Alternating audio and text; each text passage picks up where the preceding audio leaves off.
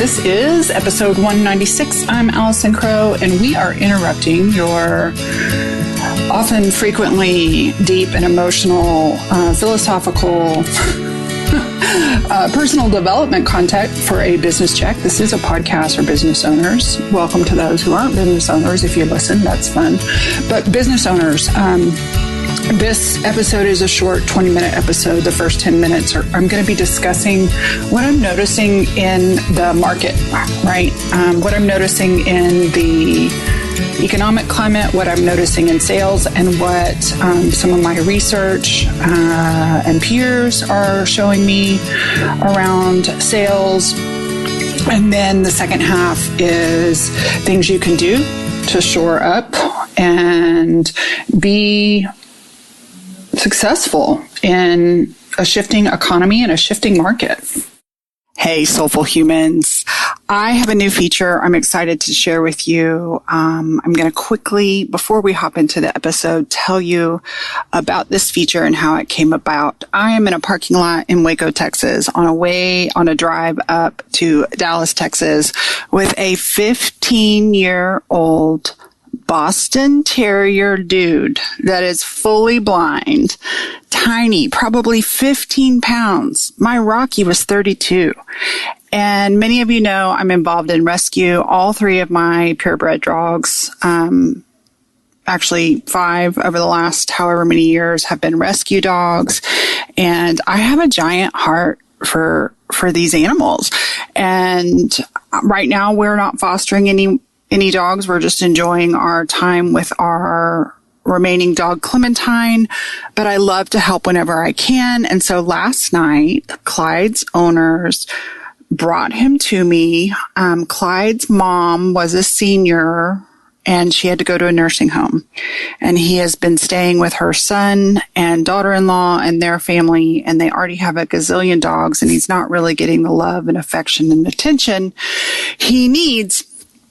And so he was surrendered to our rescue. I work with Boston Terrier Rescue of North Texas, and we have a foster that is going to be taking him home and loving on him for his final days. He seems healthy, but he is melting my heart. I'll share a picture of him in the show notes. I will share a link to donate to our rescue organization if you would like. But what I'd like to do, and I'm going to figure out some kind of format to highlight dogs, not just from my rescue, but from any legit rescue 501c3 rescue organization that might be having trouble getting adopted. I have a heart. I love all dogs, but I definitely have a heart for purebred dogs in rescue, because a lot of people think that they can't get a good purebred dog in rescue. And I'm obsessed with Boston Terriers. We've also had a lot of French Bulldogs come in lately. And they don't just come in because there's something wrong with them. They come in for all sorts of reasons. And so starting next week, this is just the intro, but starting next week, I am going to be doing a 60-second little bit, and I will put a link and a picture of these babies in the show notes, because I want to use my platform to support more than my work and my voice, and more than you. I want to use it to support a cause I care deeply about and am involved in. And as I was driving this little guy up to Dallas, my heart is just so full. 12 hours, 24 hours with this little dog. And I'm just reminded of the things that really matter. So just like we said on an episode a couple of weeks ago, when Allison gets out of the house, magic happens. Magic is happening today. If you'd like to submit a dog to be featured on the podcast, I need a picture, a description, and a link to the rescue where people can contact about the dog and where they can donate. Now on to the episode. Hi, I'm Allison Crow, your favorite life coach, and I'm here today to visit with you. I'm a coach, and I'm here to visit with you, those of you who are small business owners. And I see something going on behind the scenes that nobody's talking about in public. And I get it, because most people don't want to talk about it in public because they're afraid it'll hurt their credibility. I'm afraid it'll hurt my credibility. And one of the things I know when I first started coaching, I was born into the professional coaching industry when we had a major market shift, recession-like. And I learned a lot of really, really good things because my coaching was born in that season. And because of that, I've also trained myself to be somebody who watches this in my trauma brain. I trained myself to be somebody who pays attention to the landscape of things that are going on. And I don't know about you, but when COVID hit, I braced for impact and I didn't feel it. I felt really fortunate that my business held in stride, that people reached out and wanted coaching. And then last year, I had a big, difficult year, and I very intentionally, from May on, chose to not proactively sell because I had to take care of family and take care of life and help my parents. And so I was like, I'm going to work with my current clients, and I'm not going to do any enrolling until the fall. In the fall, I had a heart attack, and that turned into until January. And then January kind of turned into March. And so when I first got back into to gently starting to sell again, not just on social media, but off social media, I thought at first, I was like, well, maybe it's me. Maybe it's residual because I haven't done any marketing. Maybe I am repelling people. I did have a lot of fall off in March not in March. I had a lot of fall off in November and December for my coaching membership. And, I just had a lot of fall off, and I was like, oh, it makes sense because I haven't been around, and, I haven't been hitting it super hard sales wise. I'm never a really hard seller that way anyways, but pretty regularly I have people approaching me about coaching, about membership, about my events. And I have my event coming up this fall or this spring. And I haven't been promoting it the way that I promoted it in the early days. So I absolutely own some responsibility here, but I've just been noticing, even in my current clients, a quietness. And so I started poking around, and I started asking questions, and I started asking publicly and privately. And I've had very few people publicly admit, but privately, people are telling me that their sales numbers are astronomically down compared to what they're used to. I have a handful of real estate clients. My real estate market is local, and I'm seeing clients in a couple of different markets where their market is doing fine. They're still in multiple offers. We are not in multiple offers here where I live. So if you're a realtor, I don't know what's going on in your world, but in the coaching world where many of us connect globally and sell online via email, I have seen some people put out tremendous effort in serving, and they are just not seeing the numbers and the conversions that they're used to.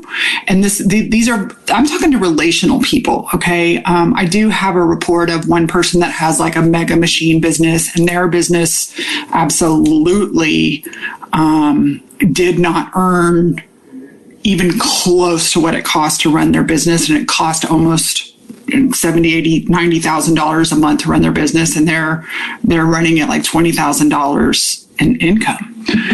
And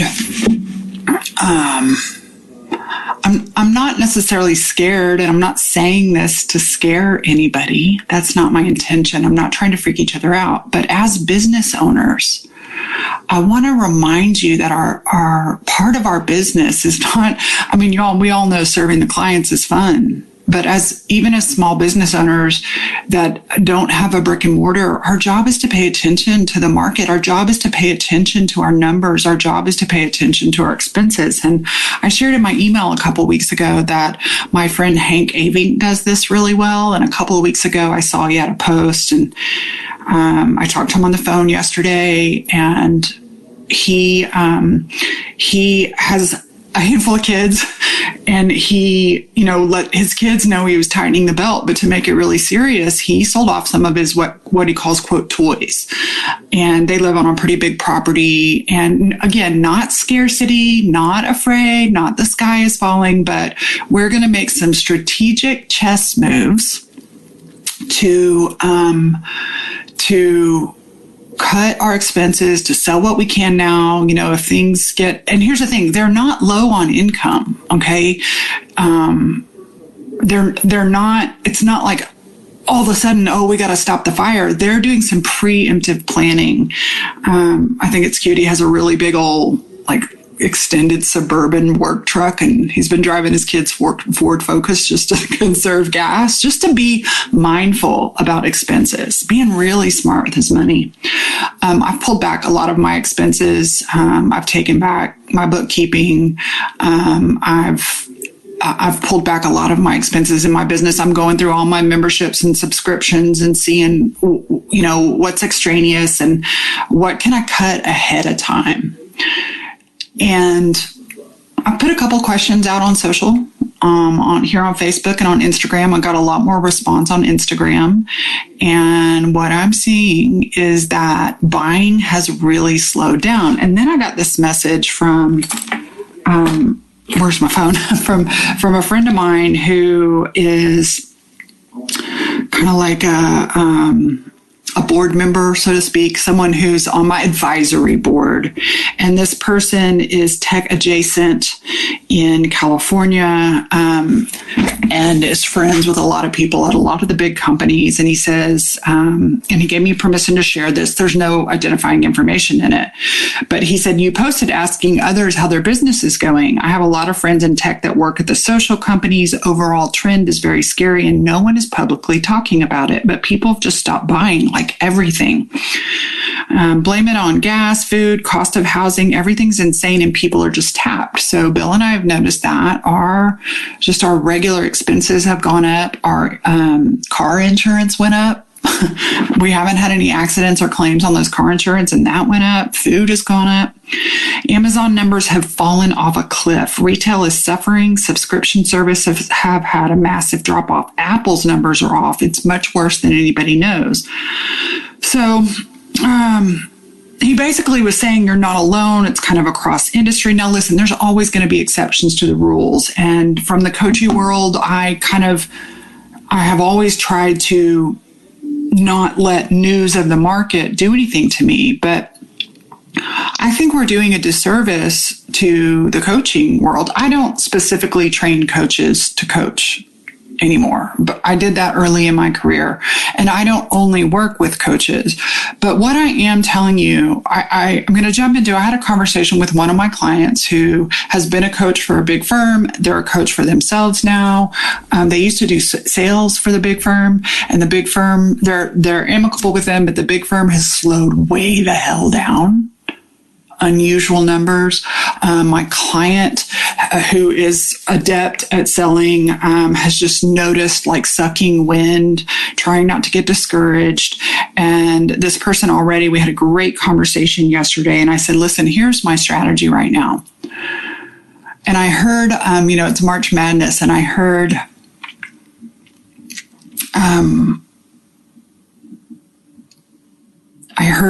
sorry, I got distracted. There's no comments on this live. I'm 9 minutes in. And that's just unheard of. It's weird. That's part of the overall climate I'm experiencing, and that many of my peers and colleagues are experiencing in all different price ranges. In the corporate world, in corporate coaching, a lot of my clients who work with on corporate contracts, their people are just putting a pause on everything and moving coaching to the end of which is interesting because I grew up in a world where corporate moved coaching to the front of the line instead of the end of the line, but people are being real cautious right now around coaching. And so March Madness, I think it was the end of the University of Texas game that was real close. I could be wrong, but there was a camera in the huddle and the coach said, no 3-pointers, no fouls, follow your shot and rebound the ball. And I love that. It reminds me of how I do business most of the time. Although I have gotten kind of flabby and flaccid arms around, for the last 11 years, you could burp on social media and make a connection and end up finding a right aligned client. And that's not true right now. At least it's not for me. I'm sure part of it is my energy, right? And if I see another one of those damn manifesty, your inner world creates your outer world. Well, you know what? Sometimes the outer world is systemic too. Okay? Get tired of that shit. Anyways, but here are my tips. I'm sorry it took me 10 minutes long. Hopefully you can 2x this video, but here are my tips here are my tips. This is my business plan right now. Just told my coach about it. And I'm grounded. I'm not freaking out. I have money in savings, but I'm making cuts. I have made some modifications. I've made some new offers that are easily more accessible, right? Instead of just giant packages, I have some more accessible offers. In April, I'm actually going to be modifying my membership price in honor of, not in honor, but in service of, to serve people during this kind of inflation-y possible recession time. So I'm dropping the price of my membership. And, I'm making strategic changes. And so one of the things this guy said, he said, no fouls, no 3-point shots, right? No glory shots, y'all. This is a time for fundamentals so mine is connect with yourself, share your heart, show your work, love on your people, connect, invite, create, connect, invite, create, invite. I have gone way before today. I've gone back to just being connected with people. There was long time I didn't have a lot of capacity to be connected with people, just because I was healing and recovering. I'm starting to feel stronger. I'm starting to feel better. I am going slow like a mama elephant. I am not a goddamn cheetah. Thanks, Glennon. I appreciate it, but I'm not a goddamn cheetah. I'm slow and methodical as I enter my crone season. That is what my body requires of me. But no matter what stage of your business in, right now you're going to need to clean up your fundamentals. You're going to need to, if I put it in sales terms, which I generally don't speak of that, but you're going to have to get back to relationships, and you're going to have to get back to lead generation, and you're going to have to get back to a lot more ask, and you're going to have to get back to, like, it's not this flashy 3-point of serving and throwing something up on social media. I know in the real estate market, I heard it long ago as the market shifted, when interest rates in the real estate market, I heard realtors say, oh, the new people who learned real estate in this market are all going to fall off. And I remember a very specific client of mine. I'm going to go ahead and brag on her. This was many years ago. Her name was Pearl Jones, and she came in as that 2008 season. She may have started before. I can't remember if she started 2007, 2008. But one of the first things she did was adapt new skills to the market. And so I remember, of all my clients, Pearl Jones, who's a realtor in Lakeway, Texas, Pearl Jones became the foreclosure expert at that time. Like, we just knew her, and she took the classes, and she knew what to do, and she advised other people who didn't really know what to do. And Pearl Jones became known. She adapted her skills to the market.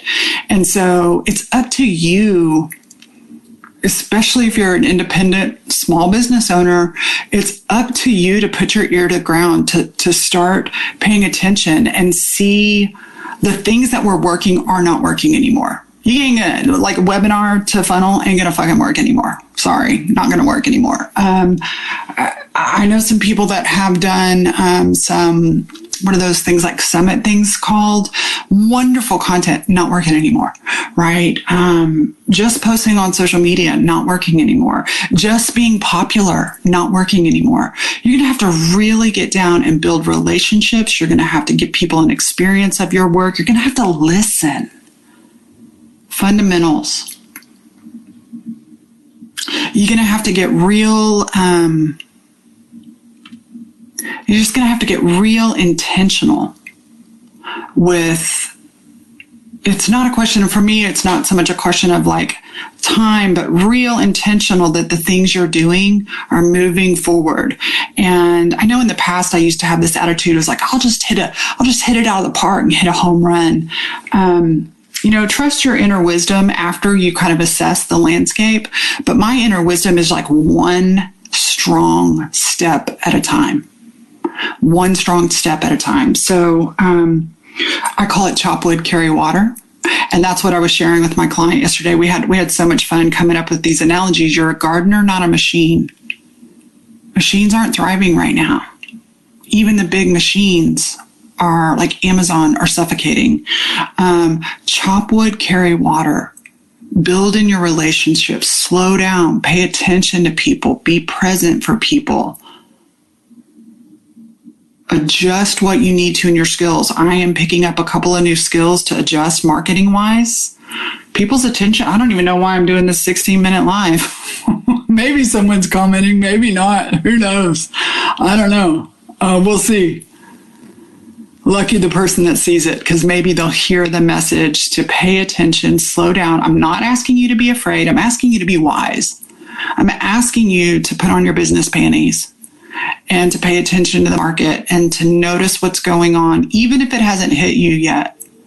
Because I'm not going to break anybody's confidences, but I can fill both hands with individual stories of holy shit, what the fuck happened in both big and small businesses, people online, coaching, selling, and nobody's talking about it. Everybody's just running around like everything's fine. I'm a millionaire. Let's make my millions. Okay. This is called a market shift. My friend Hank was like, yeah, they're not using the term shift in the real estate world because it was overdone in 2008. But for those of you who've gotten in business in the last 10 years, especially online, this is called a market shift. And it's time for you to put a little bit more time on task. It's time for you to do the fundamentals. It's time for you to brush up on your skills. It's time for you to get back at it a little bit more seriously than you've had to be before, because throwing spaghetti at the wall, not going to work right now. If you have any questions, let me know. I know I've been a lot of emotional content. That's what I do, but I also care about business and I care about business owners. And because I'm going to go ahead and make an invitation. My coaching page, I've modified my coaching page, and instead of doing 12-month programs, I have an 8-month program, and I also have one-off offerings. If you just want pick my brain or a one-time strategy session, I also put some 3-packs on there if you want just a short little series. And then we have Solies. Don't sign up for it right now because I'm in the middle of changing everything. But April 1st, I will have the new pricing of $222 a month up there. We have calls on Monday. If you've ever been in Solies before, I've changed it. It's a lot different. But right now we're doing 1 call a week. Get there, come with your stuff, know what you want to be coached on, and be prepared to think about your week ahead. We do calls on Mondays to set our week right. And I am working on not some big flashy program, not one of those $70,000 months. I am opening up my one-on-one roster, one person at a time. If you'd like to talk, the coaching page on my website, AllisonCrow.com, the coaching page on my website has a lot of information, and it has a button for you to fill out a form for a discovery session. And I'd love to see how I can help you. Inner work, outer work, whole life, the whole thing. I am a life coach for business owners who knows the business landscape, who knows sales, who knows money, who knows metrics, who knows numbers, who knows marketing. I got you. Stay calm, stay wise, stay steady. And when your parts start freaking out, you manage your parts. You love on your parts. All right, y'all? Let me know if you have any questions. Peace out.